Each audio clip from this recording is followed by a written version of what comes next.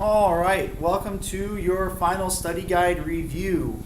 We'll be going through this pretty quick because you can always rewind and replay it if you miss something. But we'll go through it pretty quickly. We'll spend more times on things that need explaining, but for the most part, we should be able to move pretty quickly. Plus, you already have these from previous tests, so a lot of it should be something rinse, repeat. Wash, rinse, repeat. There we go. I think that works. So we'll start out with Module 1. Back to Module 1. If you hear a little clinking, Mira is here with me helping me teach. She's looking at me like I don't know what I'm talking about, and I probably don't. So, starting out, need versus want.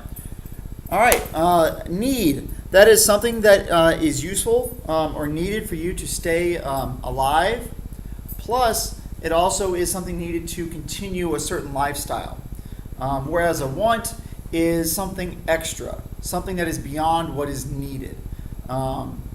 Again, a good example is a car. In some cases, a car is needed, okay? If you want to go to Saxony, it may not keep you alive, but if going to Saxony is what you do, there's no bus to take you there. Either you or someone you know has to have access to a car. If you go to a public school, you don't necessarily need a car because they provide a bus for you, so therefore a car is not a need. Need and want, that's how they're defined. Need, is it necessary for life or to maintain the lifestyle you have? And then a want is something extra. So something else that might be a want versus a need, let's say you go to Saxony, but you probably don't need a Dodge Viper, okay? Or a Lotus X57 or whatever.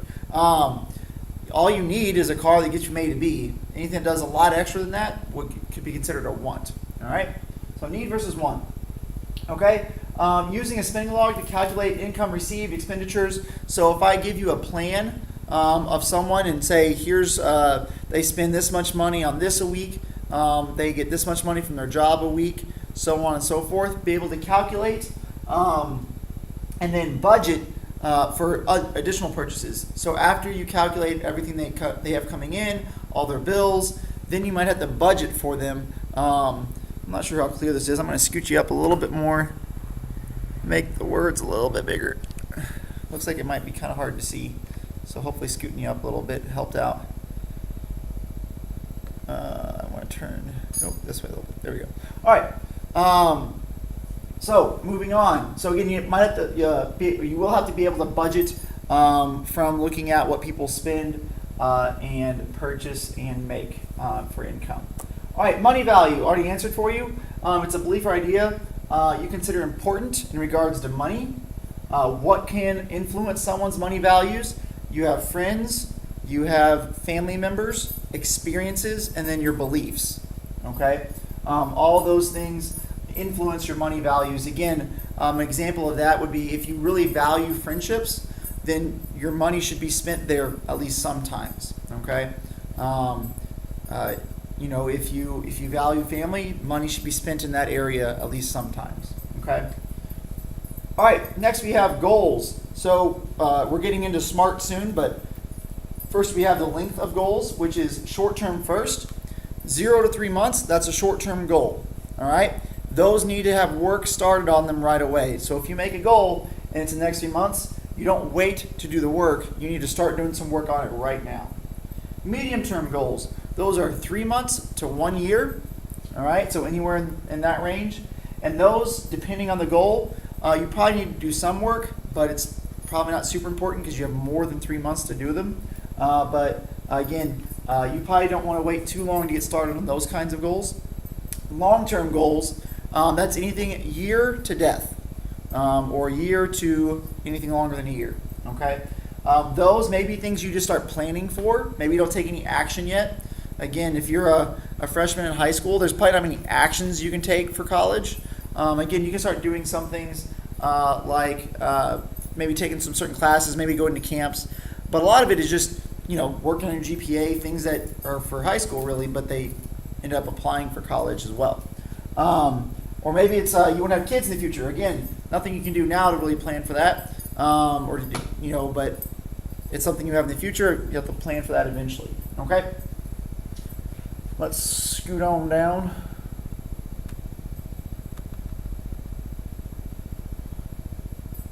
Okay, along with those different links, you'll need to be able to create how much do people need to save according to the thing they're wanting to do. So I might say, again, I'll give you an example here, but let's just say your parents are paying for your senior trip for you seniors. Although many of you seniors aren't taking this final, you seniors taking this final. Your parents are paying for your senior trip. It costs $3,000, and they've already paid $1,000 of that $3,000. So that means there's $2,000 left, and they have 4 months to pay it off. Okay, so all you do is take $2,000 divided by 4. Okay, they need to save $500 a month in order to raise enough money for you to go on your trip. Okay, so things like that. Again, I'm obviously not going to use that one in particular on the test, but something like that. All right, next one, envelope system. Putting budgeted money in envelopes for that, spending that cash only. So if you have maybe a going out to eat fund or envelope, you can take money out of there until it's gone, but then once you do that, you don't go out to eat anymore. Or maybe you have a donut. Maybe you get a donut in the morning on the way to school or something. You only put so much money in that envelope. When it's out, you stop buying donuts until the next time you put money back in there. But this way, it keeps you from overspending on specific things. Okay? All right. SMART goals. What do they stand for? We have specific. You need to know the exact details of your goal. Again, we're making our goals SMART, so specific, measurable. You need to be able to see when the goal is accomplished, or how do you know when it's accomplished? Well, there has to be something you can measure. I've achieved it by some sort of, usually a numerical value. All right, attainable. Is this possible? Okay, if it's a money goal, you're trying to raise money. Do you have the income or a way for money to get to you for you to achieve that goal? Okay, or another one could just be if you have the skill. Okay, if you want to dunk, if that's a goal, and you're a 4.2, you might be the first person ever to do it. That's 4.2. Again, not likely. So the attainability is probably not very high there. All right. Anyways, relevant is R. How is this important to your overall life, your overall goal? Okay, and we'll see an example of that down here. But is what you're writing down relevant to things that are important to you? And then time bound. When does it end? When does your goal supposed to be finished? Okay. All right. This next one is an example. You'll have to do this on the test. There'll be a situation. You'll have to underline on different sections and say this is the part where it's being smart. This is the point where it's being time bound, that kind of stuff. Okay? So again, we'll start here with A. Let me scoot you over a little bit. I think I might have a little bit cut off. Scoot you up a little bit, maybe make it a little bit easier to see. Ugh. All right, so we have saved $25 a month. Let's see, that's not saying income. It's not saying the total amount. So it can't be attainable. It can't be measurable. Sorry, that is measurable. That's my bad. I was going to say it can't be, it's not specific. It's not telling us what. So that's how much we're going to save a month. Okay. For 4 months, obviously that's time bound.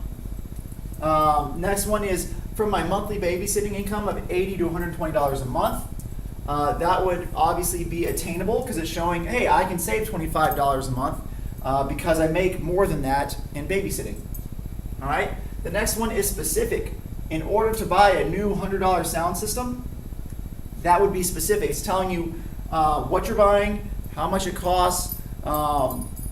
That's a very specific thing. It's not a $500, it's not a $50, it's a $100 sound system. That's the level of sound system you want to buy. Okay? So this, again, just to make sure I was clear earlier, this is measurable, $25 a month. If you do that, if you've raised $25 every month, then you know you've reached your amount. Okay? All right. And then this last one, for my car, because I love listening to music, my current system is broken, and I plan to keep my car for the next 4+ years, would be relevant. Okay? It makes sense. You are going to have this car for a long time.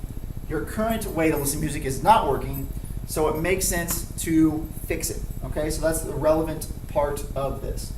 Okay, or not, I guess you're buying a new one, you're not fixing it. But anyways, all right, and so then obviously those, you'd write those letters here. Okay, all right. Let's go ahead and scroll down again.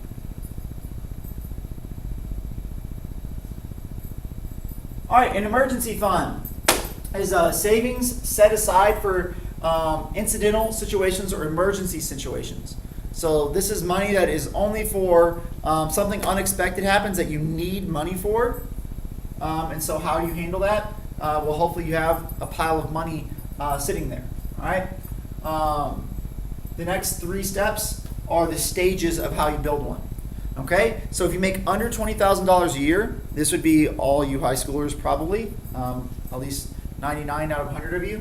Probably more than that actually, probably 199 out of 200. But anyways, the first one is put $500 away right away. Okay, put away $500.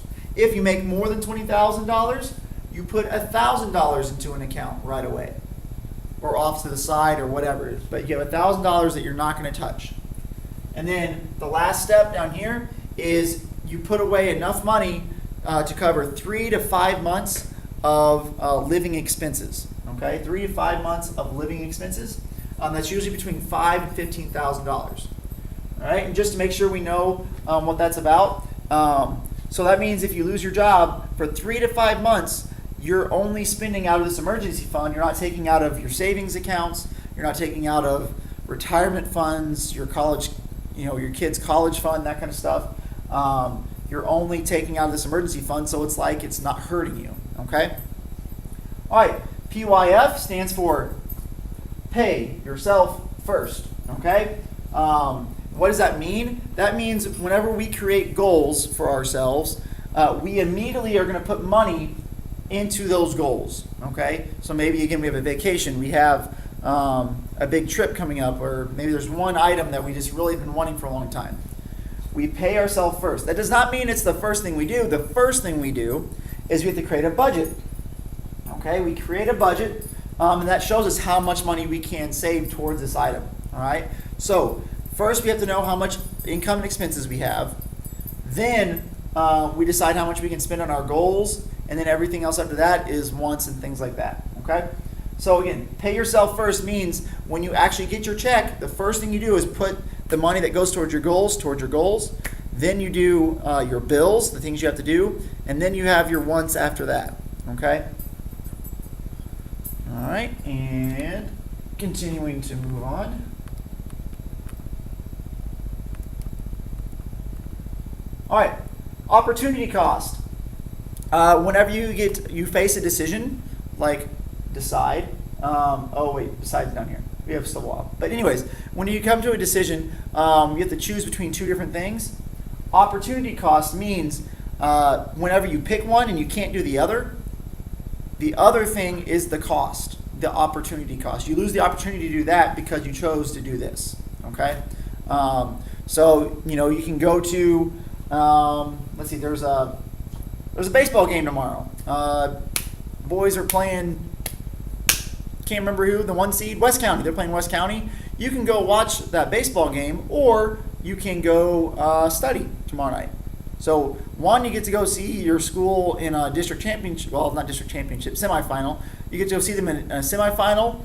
The other option is you get to go study, but you can't do both, okay? You're not going to have your books out there and get them all dusty and stuff. So whichever one you choose, you can't do the other. So the other is the opportunity cost. All right, delayed gratification. That's just the idea of not buying something right away. You're putting it off to make sure you want it. You're putting it off so that you can raise the money instead of having to go in debt or to borrow money, things like that. Delayed gratification is choosing long-term want over a short-term want. Okay? Delayed gratification. All right, so instead of just saying, I'm going to use your credit card to get this and I'll make payments, it's, hey, you know what? I'll just save money for a few months. It may be a little bit longer before I get it, but I don't have to waste any extra money.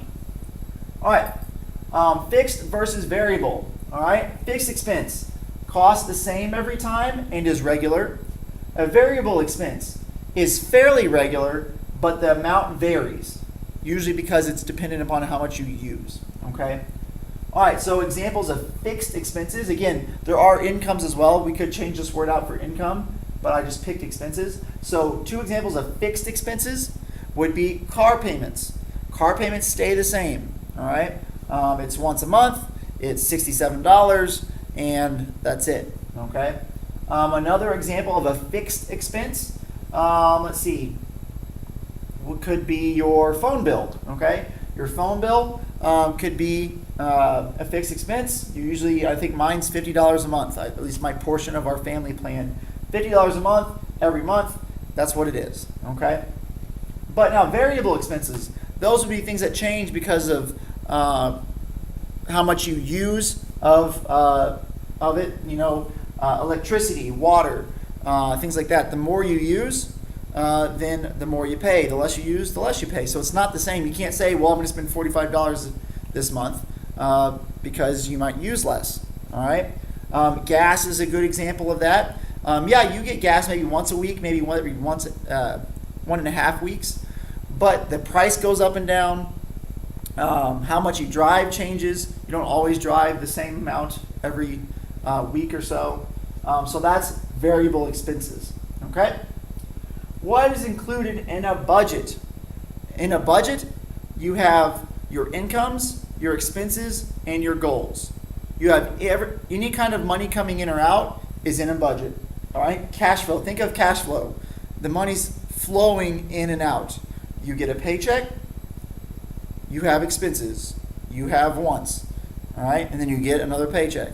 All right, so a budget includes everything. Okay, nothing's left out.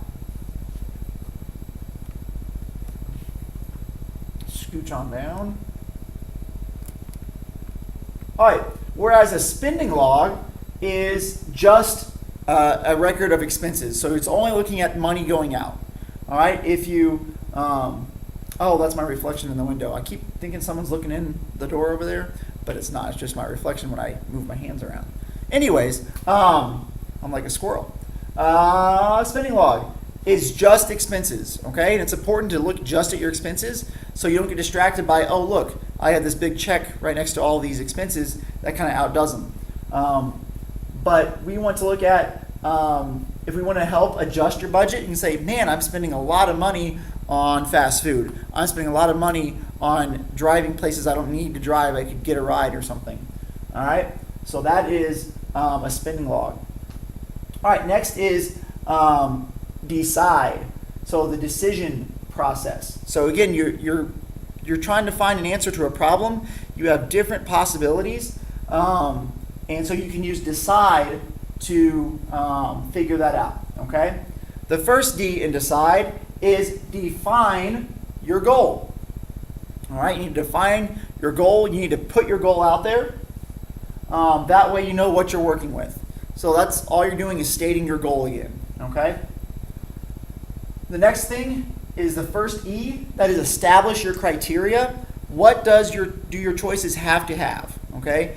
Again, one of the most simple things to do, since you guys are around the age of getting a car, maybe you just got a car, maybe you're going to get one, is what kind of car do you want, or maybe you have 4 cars you choose from, what are some things that you have to have, okay? Maybe your car has to be red, okay?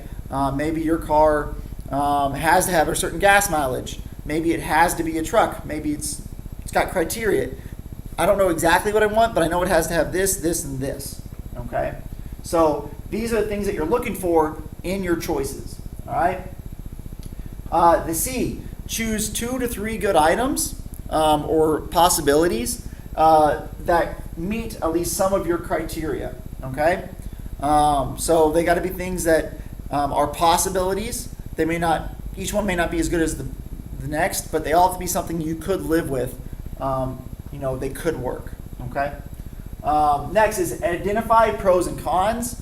So you get to be honest with yourself here, but you have to be able to list the pros and cons of each of the choices that you put. So, okay, this truck it's the right color, it's a truck, it gets good gas mileage for a pickup, but it's super expensive. And It doesn't have a CD player. Not that anyone has CDs anymore, but you get my point. There's pros and cons. You gotta list them all. And then after looking at all your pros and cons, you have your second D, which is make a decision. Decide on the best choice. All right? Decide on the best choice. And then, so you, pretty much it's just you're going with something. All right? But then it's important to evaluate your choice, evaluate the result. You're evaluating two things. One, do you like the choice you went with, the possibility you went with? Do you like that? Or did you do a good job in your process? Maybe you didn't list all the cons for the item you picked because you were thinking about that one already. So you really didn't give it a fair, your process wasn't good because you kind of cheated towards one and you didn't give everything a fair shot. Okay? All right, so there's module 1.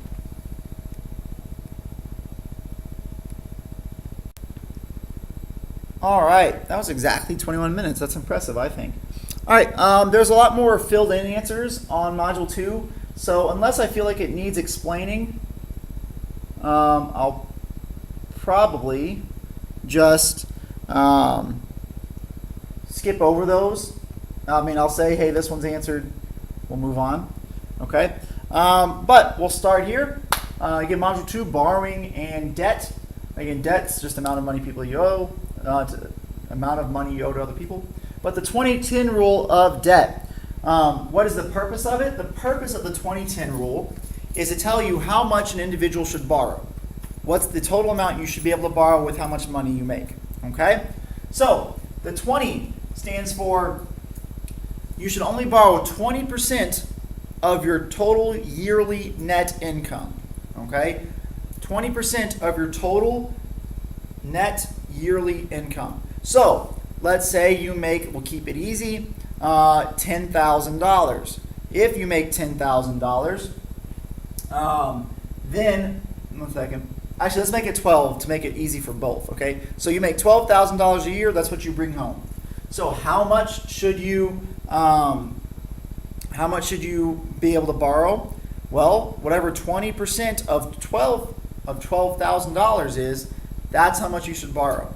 And I've got my phone right here. It's going to take just a second, and I'll tell you what. I'm sure it's a really simple answer, but let's see, 12,000 divided by, let's do times 0.12 equals $1,440. Okay, that means you should not borrow more than $1,440 in a year on this rule, because principal is the amount you borrow. Okay, remember that? Principal is the amount you borrow. The 10% of your monthly net income. So the first thing we need to do is take 12,000, divide that by 12, equals 1,000. So our monthly net income is $1,000 a month, and then we do 10% of that. That equals $100. Okay, so per month you should not be paying on debt more than $100, and again, that's if you make $12,000. 20% of your yearly net income, and then your payments should only be 10% of your monthly net income. All right. Net income, again, that is just how much money you bring home that you can use. So you don't get to use taxes, you don't get to use retirement. If you have any dues or any other things like that that come out of your paycheck, that's not net. Net is how much you get to bring home. All right. So if you get a check that says 50, well, if you have a pay stub, it says $50,000, but then it says net income $41,000. That means $9,000 is not part of your net. Okay. Gross is your total income before taxes. So net income should be smaller than gross because you have your taxes taken out, you have retirement taken out, things like that. So gross is the bigger one. That's your whole paycheck. Net income is your paycheck after taxes have been taken out of it. Okay? Credit is the ability to buy now and pay later. To buy now and pay later. I said that kind of weird. All right? That is what credit is. and it exists in many different forms. You have credit cards, you have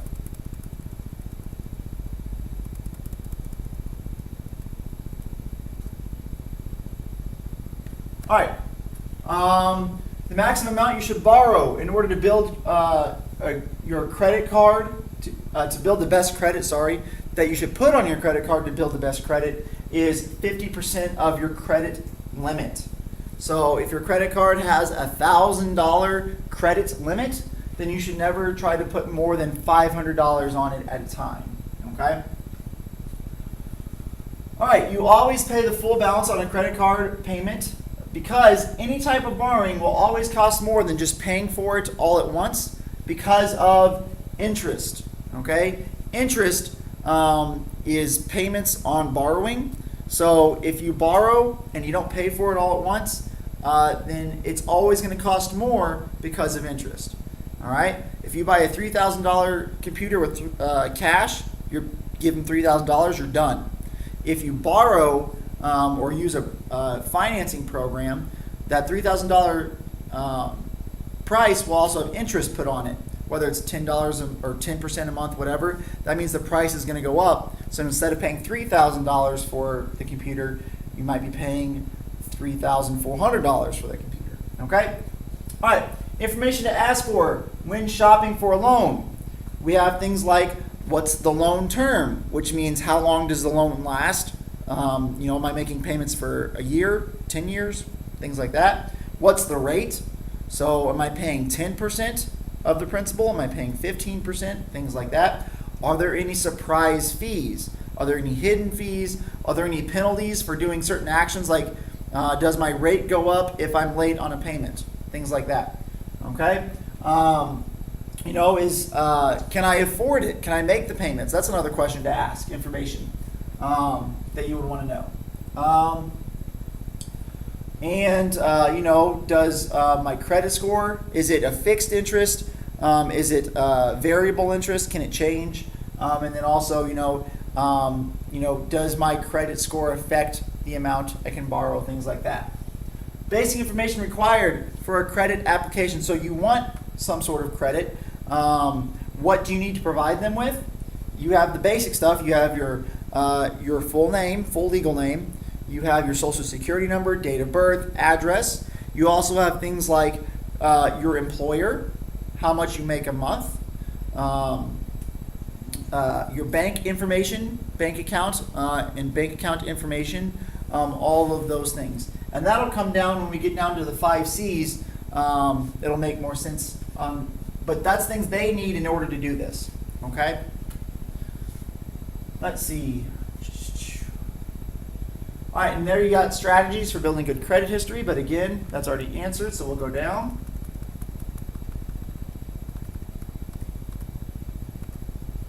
All right, paying with credit versus cash and debit. Credit allows you to almost always to be able to make a purchase. I'm going to scoot you over, dear. There, you're good. You're good. All right. You don't have to worry about running out with a credit card. Obviously, you can hit your credit limit, but you don't have to have cash right then to do it. Again, and you don't have to pay now. You can wait till the end of the month with a credit card or using credit. Cash, you can't go past broke with that. You can't build up debt if you're just using cash or a debit card. You only can use what you have. So again, there's positives and negatives of both. Okay? Let's see. The 5 C's of credit. These are what companies look at to decide what they're going to charge you and whether they're going to lend money to you at all. Okay? Capital. When you think of capital, capital is another word for money. So how much money do you have right now? How much money do you have in your bank account? How much are you worth? That kind of stuff. Okay? It's if you could pile all your money up, how big is that pile? Okay? That's capital. Capacity. That is how much money do you have coming in. So you could have really bad capital, but really good capacity. Maybe you're just out of college. You don't have a lot of money in the bank, but you do just have this. You're really good at what you do. You have a really nice job. Okay? So you may have good capacity bringing in money, but you don't have capital yet. You don't have a big bank account with a ton of money in it. All right? Character. That is how you've used credit in the past. So if you had late payments, have you used it very long? How many different credit cards, credit type of usage do you have? Things like that. So the better you are there, the better you've been in the past, the better your character will be. Collateral. I might sneeze here in a second. Just hold on. Yeah, shoot. Sorry. Oh, one more time. Sorry. Collateral. That is stuff that can be turned into money. So that way, if you can't afford to make a payment, is there something they can come get from you in order to get their money back? So they loaned you $10,000. You can't pay them back. Well, they're not just going to be like, oh, well, I guess it's $10,000 we don't get. No, they're going to come take your car. They're going to come take a big screen TV, a couch, something that they can then go sell, turn into money, and get their money back. Okay? And then I'll scooch down so you can see the last one. All right, conditions. Conditions, that is credit card companies will take into account the conditions of the time that you maybe had something go wrong. So maybe you get laid off. You don't have really good capacity right now because you got laid off. But if they taking conditions into account means maybe that the country is going through a recession or a downtime, getting laid off wasn't your fault. They'll take that into account and they might still give you the loan. Okay? So things like that. So conditions is the state of things around you. All right. Examples of credit. All right. We've already named a couple, but the most obvious one is credit card. Then you could have store credit, where maybe you go to Buckeyes and you buy gravel all the time. I know they have lots of different types of gravel out there, but you don't pay for it each time you go out there and get some. You put it on the store credit, and then you pay for it eventually. You have things like financing programs. So instead of paying for your $3,000 laptop for college, you say, well, instead of paying $3,000 right now, I'll pay $125 a month for 32 months, okay? Because paying $125 is a lot easier than paying $3,000 all at once, okay? But those are all different types of credit. Again, there's more out there, but we could probably list credit for a very long time. All right, simple interest.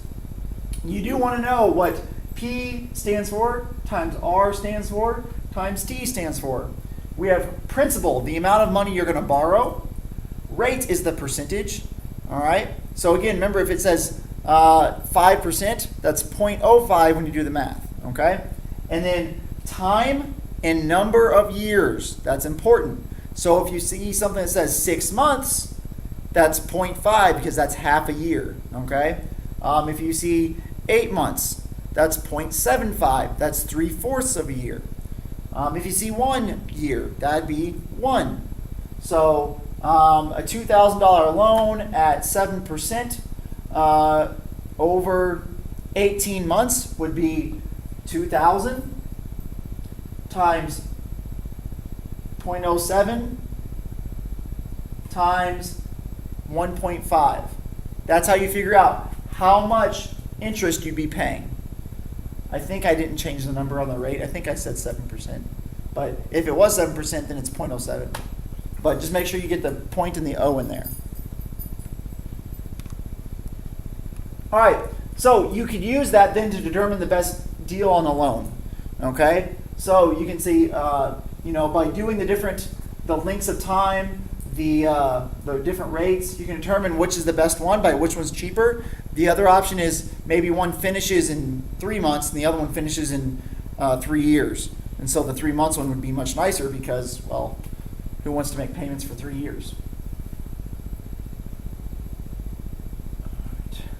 This next question is worded a little funky. I guess it makes sense if you finish it out, so never mind. But there's companies that you get free credit reports from. First off, you can get one free credit report, so one goes there. One free credit report from, you have TransUnion, Equifax, and Pause. Experian. All right. So you have Equifax, TransUnion, and Experian. Those are the three companies that provide free credit reports that you can get one free one a year from. All right. Credit Karma is a similar program, but they use those three to calculate theirs. But no, the three companies are Equifax, TransUnion, and Experian. All right. Let's see. Who can check credit reports? Obviously, the person who owns the credit, so you can check your own credit report.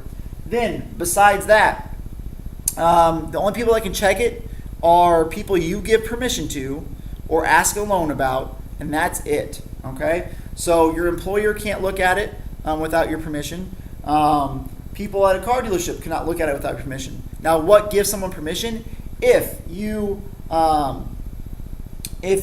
ask for what would be a loan like if I get this car, or how much would it cost me if I get the financing program, by showing interest in getting a loan, that gives them permission to then look at your credit score.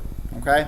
So you don't have to say you can look at my credit score. If you just say I'm interested in possibly getting a loan, okay, that gives people permission to do that.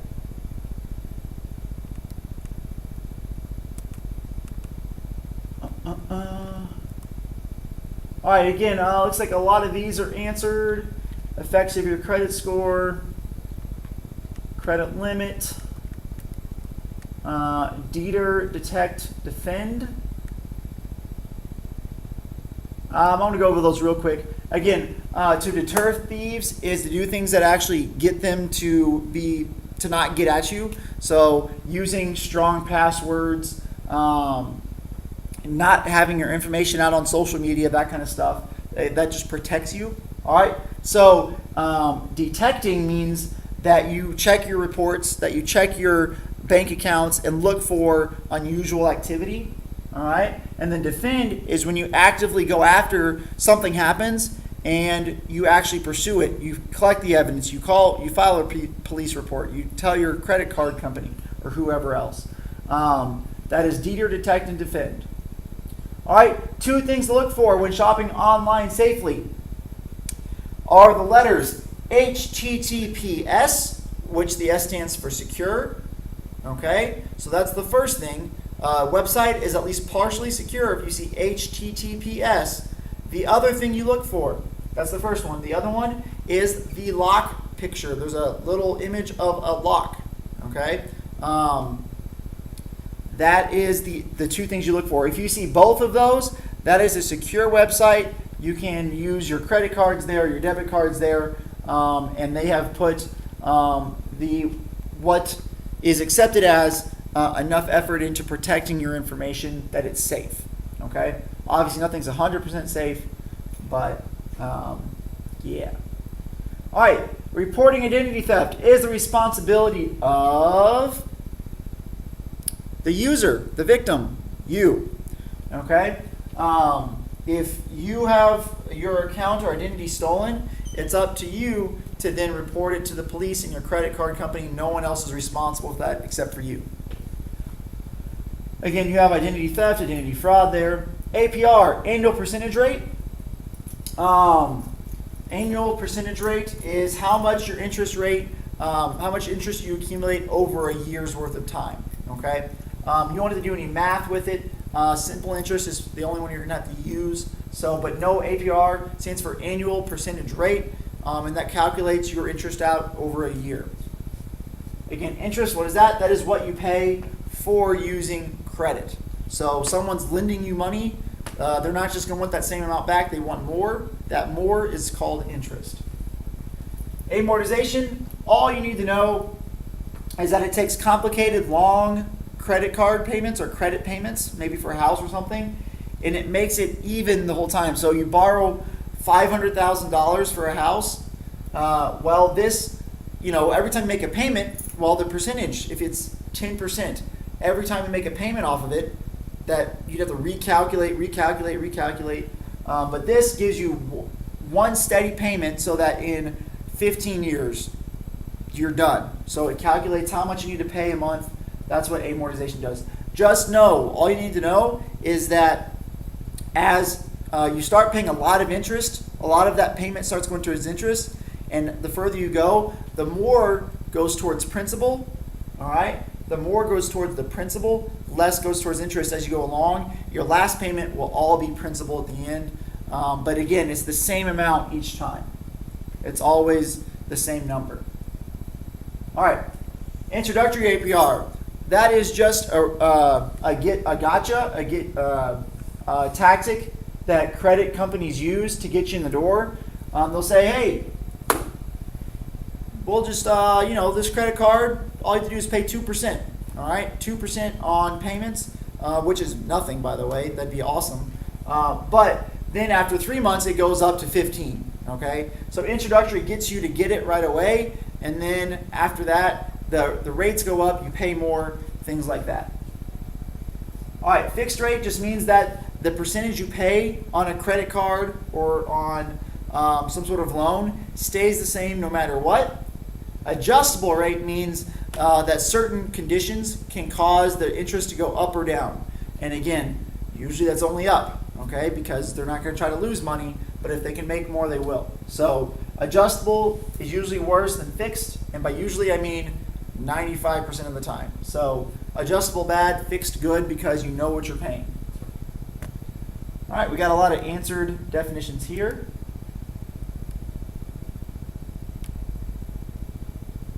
All right, we have compound interest. All compound interest, you need to know about that is it's a mathematical explosion. It works for or against you. If you're saving money, if you have an investment, it's going to build up money quickly. If you're paying out and letting your credit card bill get bigger and bigger by building up interest, you're going to owe a lot of money. But just know it's a mathematical explosion because you're getting interest on your interest each time, each month. You're not just getting interest on principal, you're getting interest on the interest as well. All right. An authorized user. That is someone who has the ability to use a credit card, but they are not legally responsible for what happens on it. So if there's a late fee, if there's identity theft, any problems like that, that does not go to the authorized user. All they can do is use it. They can't do anything else. Okay? So nothing bad can happen to an authorized user, except I guess their card can stop working, but that's it. A joint account holder, on the other hand, well, it says someone equally responsible for the balance of the credit card. So this one's probably like a student using their parents' card or a card their parents give them. This is usually done with business partners or spouses. I don't know. Husband and wife usually. All right. They share a credit card because it's easier to keep track of one card instead of two different credit card bills. So, a co-signer is someone who helps someone else out. A co-signer would be, my credit's really bad. Can you please help me and sign because you have a good credit score? They don't trust me, but if you sign, then they'll give me the loan. All right, that's what a co-signer is. Someone who has good credit score helps out someone that has bad credit score so that this person can get a loan. But the downside is this person has a bad credit score for a reason. All right, they've either had bad history of not making payments or they're just really young. So that means if this person does not make the payments, the person who's helping them out is responsible. Okay, the co-signer is then responsible for making the payment if the actual borrower can't. A subprime borrower, what is that? That is a person who has a low credit score. They have to pay higher fees. They may not even get a loan. They may not be trusted enough to even get a loan. So a subprime borrower is someone who will have to make, it's harder for them to borrow. Okay. If you remember back, the credit range is from 300 to 850. Anything 600 and lower is subprime. That's bad. 600 to 750 is average to good, and then good to great is 750 and up. Again, 800 is really good. 800 and up is really good. But 300 to 800 is the range. All right, let's see the last one here. Button. Here we go. All right, And grace period. A grace period is the amount of time that can go by that a company does not charge you interest. All right, there's two types that can work. Okay, one is if you owe bills. They say, okay, it's due on the 12th, but you have a 1 day grace period, which means if you turn it on the 13th, you're still good, no penalties, nothing extra, you're good to go. The other thing is stores. You buy a car, and they say 12 months, same as cash. That means for 12 months, they don't charge you interest. But then at the start of when 12 months go by, then whatever you have left, whatever you haven't paid, then interest starts being built on that. Okay? That's a grace period. All right, garnishment is a court order allowing for a credit company or someone who's offered credit to go collect something because they're not making payments.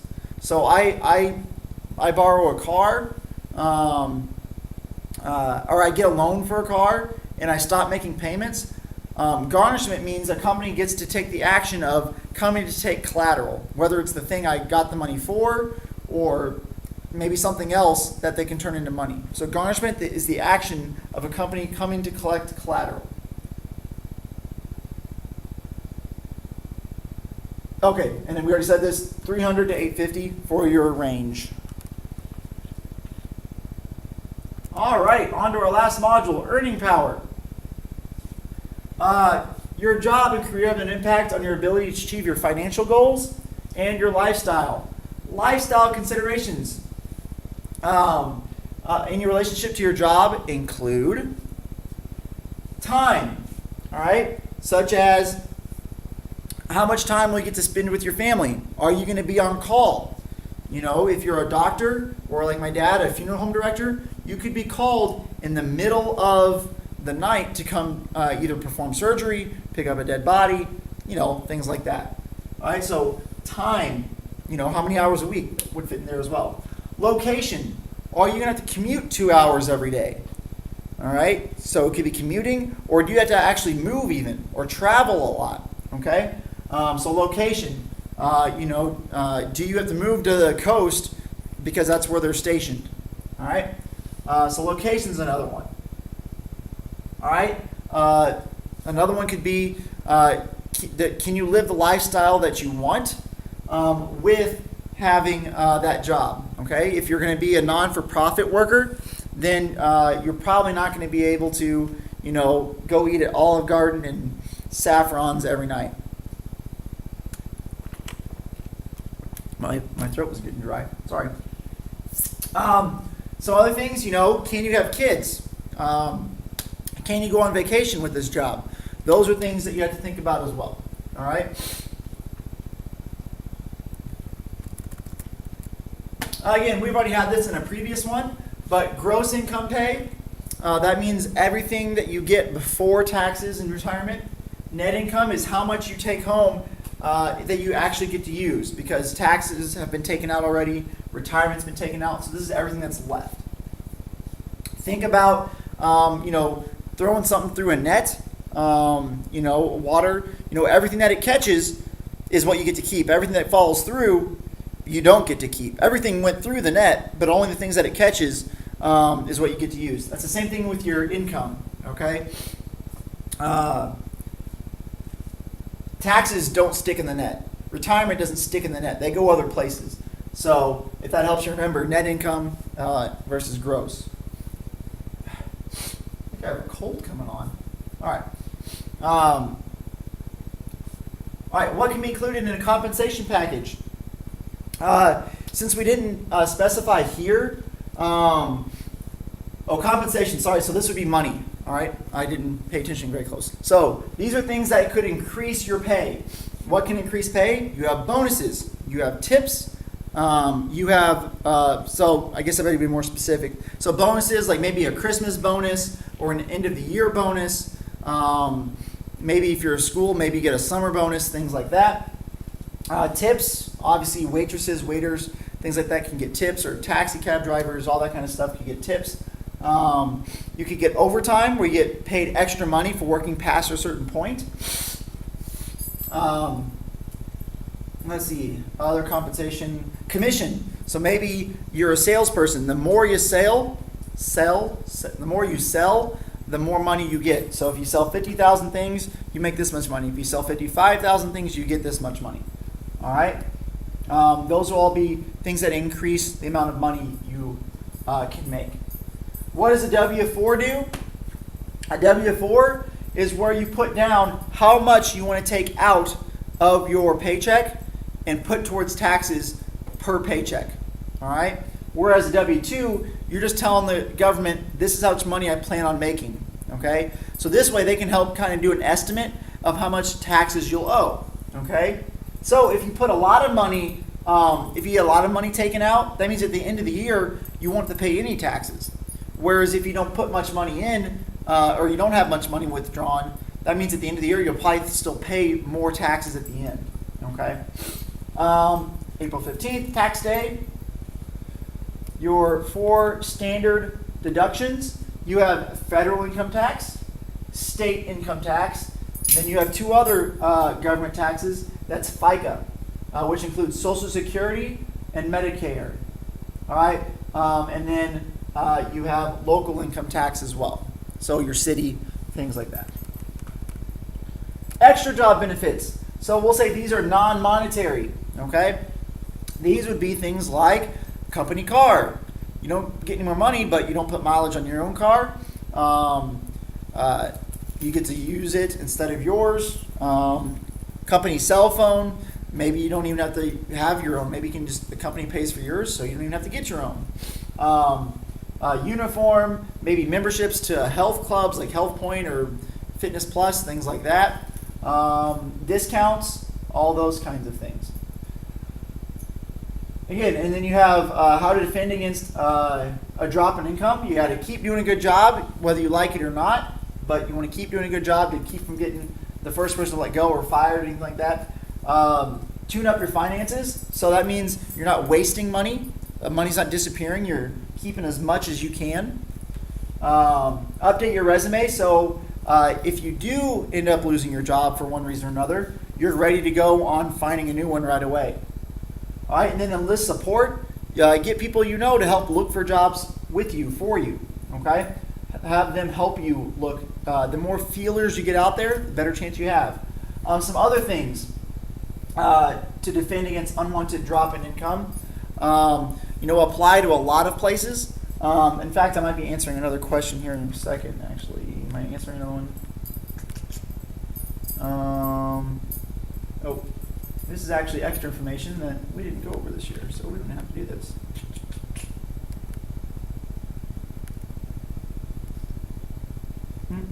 You don't have to worry about this.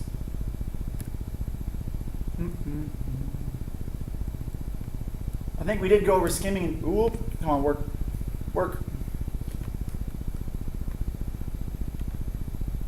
There we go. All right. I guess going back up, let me go back up real quick. Sorry. Let me go back up real quick.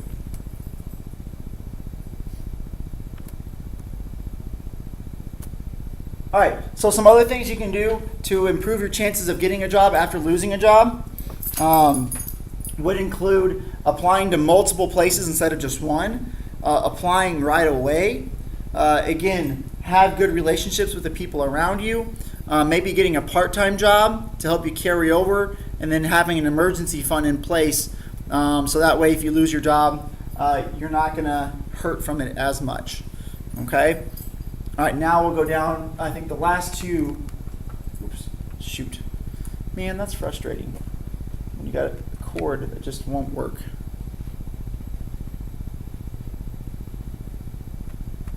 Okay, we're going to go down, finish the last 2, and then we'll be done. We're going to keep this under an hour.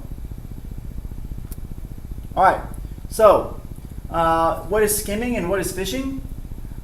Skimming, that is someone who uses a device to take the information off of your credit card.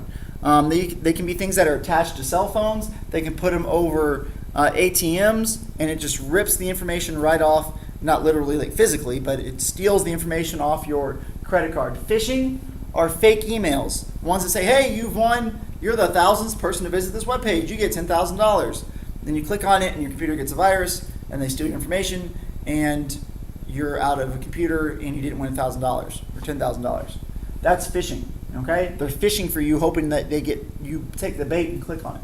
All right, financial services you try to avoid if possible are things like pawn shops, payday advances where you can get your paycheck amount early and then you pay them back. Those are places you want to avoid because their percentages they charge are super high. Okay, so we want to avoid using services like that. I think that's it. Do review back and look over things like military versus 2-year, 4-year, and apprenticeship, trade school, those kinds of things. You want to look over those. But other than that, that's all you'll need to know. So hopefully look at this tonight, tomorrow, and good luck.